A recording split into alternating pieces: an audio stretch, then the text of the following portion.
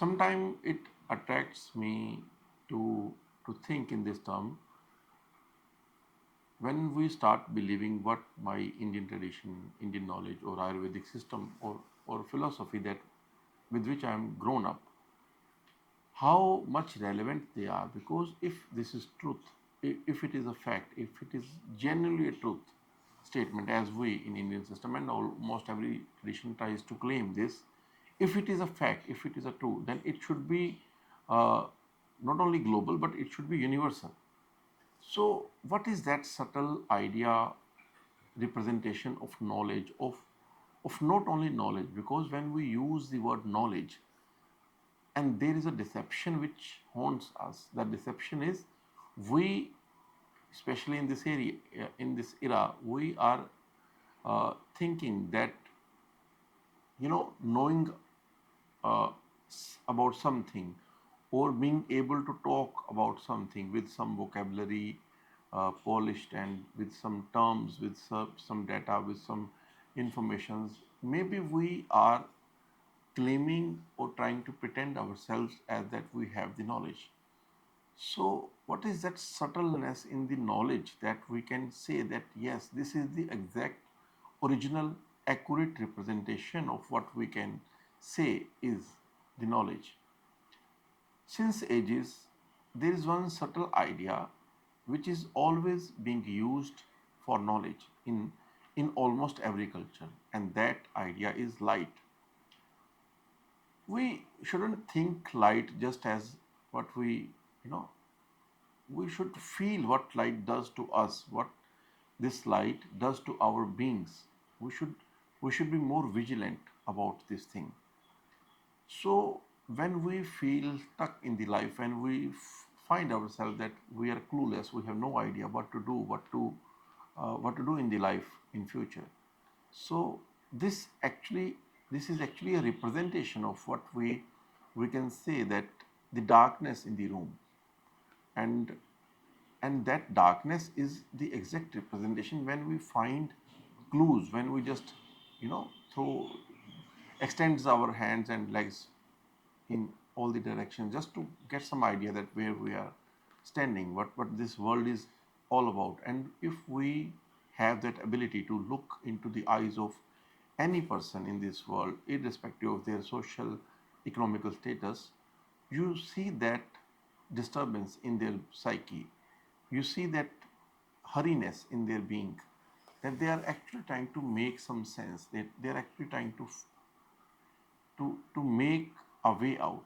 They are actually trying to understand what this world is in which he or she is living.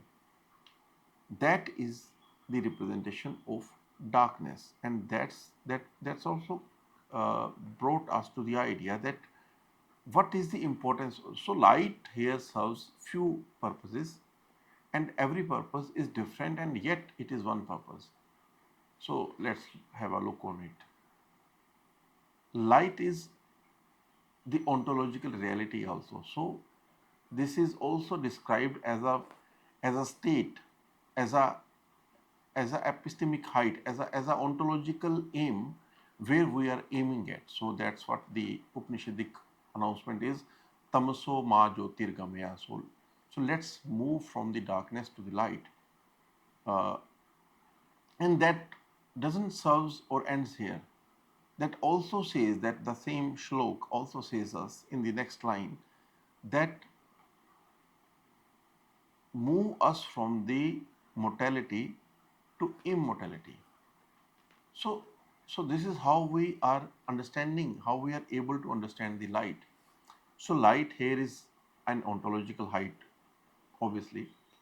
It also serves as an episteme. It also serves as a tool. It also serves as a way, as a method through which we identifies light.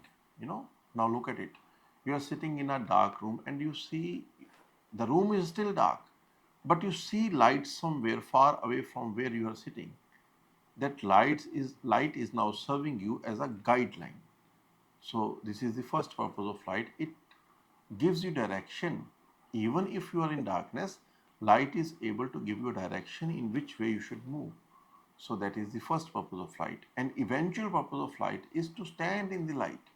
You know, it is very beautiful because if you are in darkness, I don't trust your words. This is I usually say to the people, because no two lamps can fuse with each other. It's only the light which unites and makes the room illuminate. So same is with friendships also. Same is with the story, with the love also. Same should be thought and understood for marriages also. We should be knowing that two lamps are physical. They can never meet. It is impossible to perceive that you are two bodies and one soul, what we usually poetically say. The meeting never happens at the level of the body. The meeting happens in the light, and for that, both partners should stand in the light. That's the first condition. Second is light is a guideline. Light is also the epistemic guide. So when what is the core idea which insisted me today to make this video?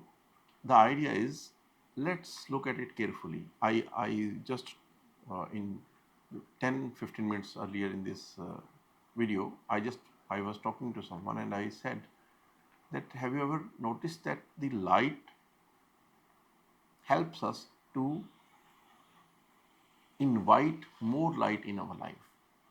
You know, when we get little bit light, you know, the example that we just used earlier, that I'm sitting in a dark room, the room is still dark, but the light is now serving as the directional gaze. We know in which way to move. That's the purpose of the light. So what is happening here? The light is serving me to get more light in the life. So when you start standing in light, when you are more aware, when you are more awakened than yesterday, not fully awakened, just little bit more awakened than yesterday, then this new state of light will help you to get more light in your life. And this is the inevitable growth, and you continuously moves towards the light. And that's the first time we should be able to think and understand what does it mean when we say tamso ma jyotirgamaya. That's a beautiful idea. And across the cultures, you see this. In Plato, the allegory of cave tells us the same thing. Even the ancient Sufi and Persian philosophy, it is called the Illuminant philosophy. You know, there is a specific Persian poet. I'm missing his name. So let's do one thing. I will try to summarize the whole ideas from where you can get what I'm trying to say. You can say the philosophy of light. I will give some references and I will put that in description, and so that you just have the broader view what I'm saying. If you trust the words, even then it is okay. If you want to explore it more, if you want to read it more, I will give you some good reading directions. And it is not only the fact that light serves to invite more light in the life. Same is the reality with the darkness also. If we appreciate darkness today, if we justify darkness today, what it will do to us? It will now try to sink us, try to drag us into the more darkness. We will fall down into the well of the darkness, because the ignorance, the protectiveness, what we do usually, we protect our identity, and that's also darkness. When we feel threatened by the new ideas, we are not comfortable with the new ideas, that is also the standing in the darkness. And that darkness, that ignorance, invites more ignorance in the life, and that's the whole world is functioning on. And so we can also understand it as the philosophy of light and darkness. If you trust on light today, light will also trust you. It will help you to move. It will give you direction where the sun is eventually. It will try to move you towards that. And what does it mean to, have you ever noticed that the same room, the same roof, the same backyard of your house might look horrible if it is darkness? And this is also the place which might look you very serene in the early mornings or very romantic in the evening. So what is making the difference in the view? It is the shades, it is the intensity, it is the direction, it is the angle of the light. So that's the importance of light. So I don't want to exaggerate it more, but light is a reality in itself. Light is episteme in itself, and light is also the ontological height in itself. And same is the reality with the darkness, and that's the oldest allegory which we use, that there is always a, a good person and a bad person, a white light and darkness. We try to depict it over the novels, over the stories, over the metaphors, over the myths. We try to depict this reality in the form of either light or darkness. So carry home, if you've been in this video till here, just think over it, close your eyes and keep thinking how light invites more light in the life.